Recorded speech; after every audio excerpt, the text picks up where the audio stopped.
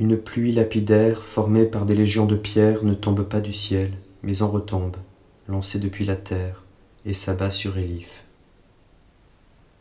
Dans son observatoire, Takii observe en pensée. Mon imaginal Élif, mon imaginal Élif, ton terrain utopique de jeu qu'est la terre est encore étriqué pour ton rêve espérant. Et de son observatoire, Takii observe les ravages planétaires générés par l'éclipse d'Élif.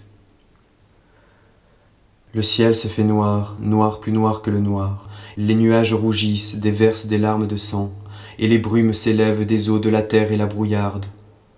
Les cristaux décristallisent et les roches se brisent, les montagnes s'éventrent et les plaques tectoniques.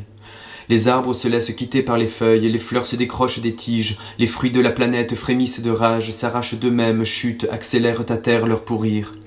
Les oiseaux ne chantent plus, ne volent plus, et recouvrent le sol de leur mort, et tous les mammifères agonisent de pleurs, se vident de douleur et de leur eau. Les insectes s'arrêtent tout net et se font carcasses creuses.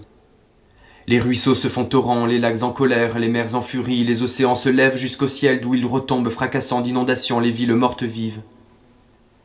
Nefs revit, revécut en 40 secondes, les 40 jours et nuits de torture infligées à l'Élif, mais qu'il subit, lui, assailli par son double goulu, alter ego, altéré goguenard, qui le fouetta, et l'étouffa, et le frappa, et le viola. Désespéré, Nefs se pendit, et avec lui, tous les Nefs existants, exit les moi bourreaux du soi. Les survivants de tous les peuples de la terre se terrent, saignant de milliards de blessures, pleurant le départ de l'Élif. Ils emménagent leur asile souterrain. Au dehors, la surface confuse est invivable, il vaut mieux demeurer dans la simple demeure intérieure.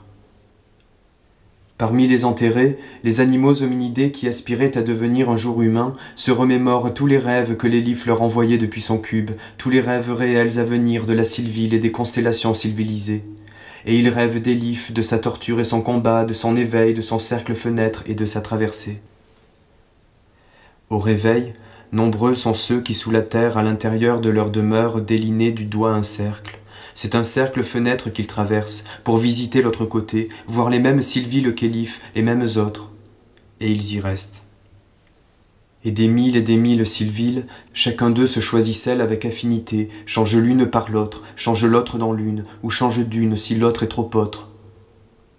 Avant, tout était divisé, quantifié et confus, formel. Maintenant, tout s'unit, qualifié et unique, transformel. Chacun cherche un remède à ses maux, et l'univers s'ordonne ainsi comme l'un, unissant les divers. Une meilleure vie se vit.